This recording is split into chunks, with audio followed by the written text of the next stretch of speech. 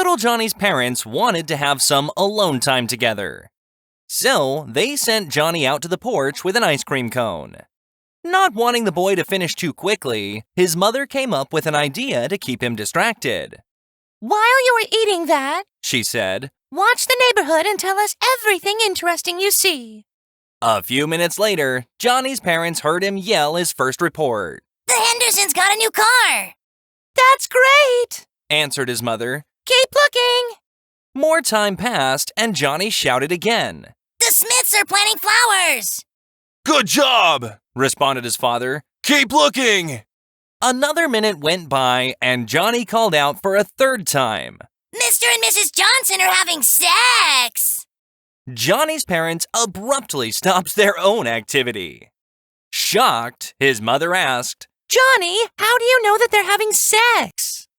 Little Johnny replied, "Because Billy Johnson is eating an ice cream cone on their porch." A missionary has spent years showing a tribe of natives how to farm and build things to be self-sufficient. One day, he gets word that he is to return home.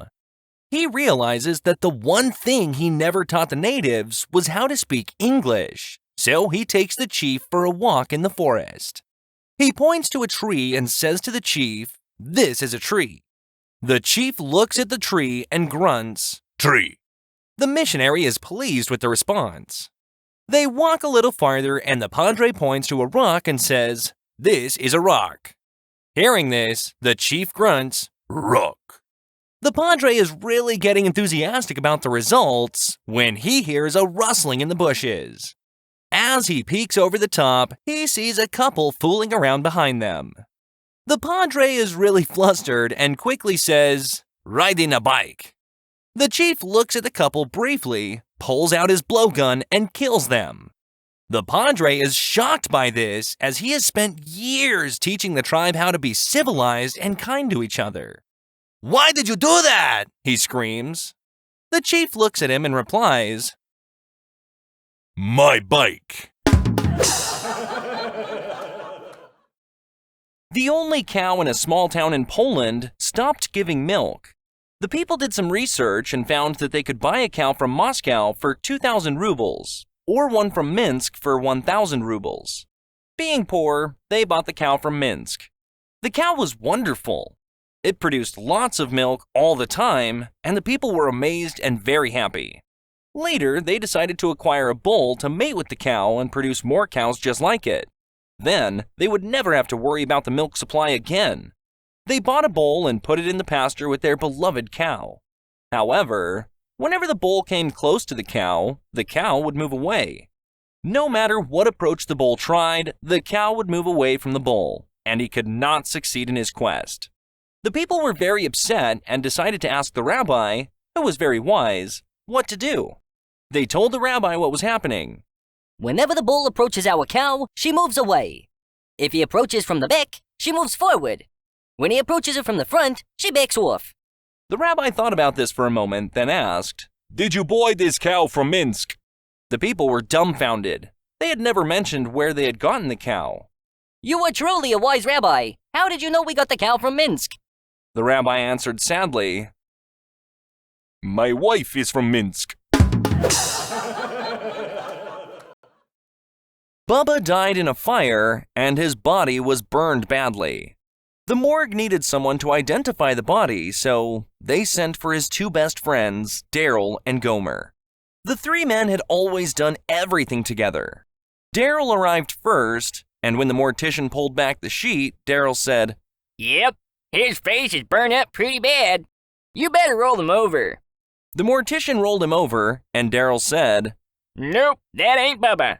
The mortician thought that was rather strange. Then he brought Gomer in to identify the body. Gomer looked at the body and said, "Yep, he's pretty well burnt up. Roll him over." The mortician rolled him over and Gomer said, "Nope, it ain't Bubba." The mortician asked, "How can you tell?" Gomer said, "Well, Bubba had two a-holes." "What?" asked the mortician. "Yep, everyone knew he had two a-holes," said Gomer. Every time we went to town, folks would say, "Here comes Bubba with them two a-holes." A farmer hears a knock on his door. It's a man in his mid-30s who looks like he's been traveling for a while. The man asks the farmer if he can earn a meal and a place to stay for the night. "Do you have any skills?" asks the farmer. "Well, I do have a special gift. I can communicate with animals." "Sure, you can stay," says the farmer. "I like your style, and I'll put you to work." So the farmer gives the man a few chores to do around the farm. That night, at dinner, the man says to the farmer, "I know you don't believe me, but I actually can communicate with animals. I can prove it. I spoke to the hens, and they told me you were in the hen house every morning before dawn to collect their eggs. And you've been doing so every day for years since your wife passed." The farmer says, "Wow, that's exactly right." The man continues, "I also spoke to your cow, and she said you faithfully milked her every day before dawn. And you've been doing so every day for years since your wife passed." The farmer says, "I'm really amazed. That's also true." The man then says, "And I spoke to your sheep." The farmer stops the man in mid-sentence and yells, "That sheep is a liar!" Two Texas farmers, Jim and Bob, are sitting in a bar enjoying their beers. Jim turns to Bob and says, "You know what? I'm gonna go to college." Jim then leaves the bar and makes his way to the local college. He is met by the Dean of Administration, who explains to Jim what classes he's going to attend. "All right, Jim, you're going to take 4 classes," says the Dean. "English, math, science, and logic." "Logic?" asks Jim. "What the heck is that?" "Here, I'll give you an example," says the Dean. "Do you own a weed whacker?" "Yes, I do," Jim responds proudly. "Well, if you own a weed whacker, then logically speaking, you own a lawn," says the Dean. Yes, I do have a lawn," Jim replies. The Dean continues, "Well, if you have a lawn, then logically speaking, you own a house." Yes, I do have a house," Jim says with amazement. "And if you have a house," says the Dean, "then logically speaking, you have a family." Yes, I do have a family," says Jim. "And if you have a family, then logically speaking, you have a wife," continues the Dean. "And if you have a wife, then logically speaking, you're heterosexual." Yes, I do have a wife, and I am heterosexual," says Jim. "Wow, I can't believe you found out all that just because you knew I had a weed whacker." "Well, that's what logic is," the Dean responds. Jim excitedly returns to the bar. "Bob, I'm taking 4 classes in college. English, math, science, and logic," Jim bursts. "Logic?" asks Bob. "What the heck is that?" "Here, let me give you an example," says Jim. "Do you own a weed whacker?" he asks. "Nope," replies Bob. "Well," says Jim proudly, "then you're gay."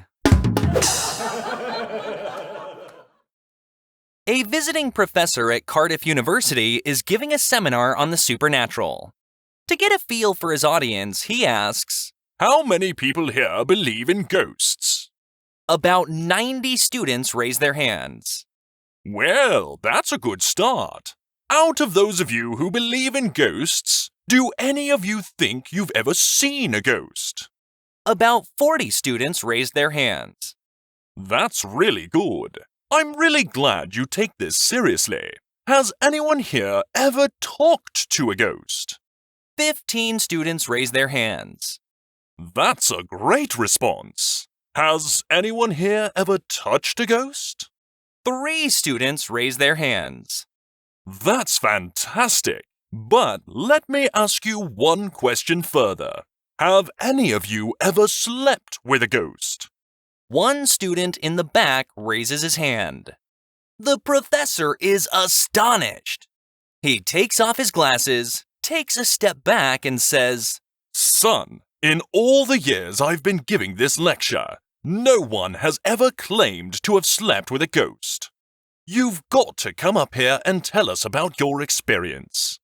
The redneck student replies with a nod and a grin and begins to make his way up to the podium. The professor says, Well, tell us what it's like to have slept with a ghost. The student replies, Ghost? From back there? I thought you said goats. A middle-aged man decides that it's time to change his lifestyle, so he moves to a nudist colony. He decides not to tell his family where he's going, as he knows they won't understand. Especially his elderly grandmother, who is very old-fashioned and prudish. However, not long after he joins the nudist colony, he receives a letter from his grandmother asking him to send her a current photo of himself in his new location. The man is far too embarrassed to let her know that he lives in a nudist colony, so he cuts a photograph of himself in half, but accidentally sends her the bottom half of the picture by mistake. He is really worried when he realizes what he's done. But then he remembers how bad his grandmother's eyesight is and hopes she won't notice what he sent. A few weeks later, he receives another letter from his grandmother. The letter says, Thank you for the picture. You should change your hairstyle, though. It makes your nose look short.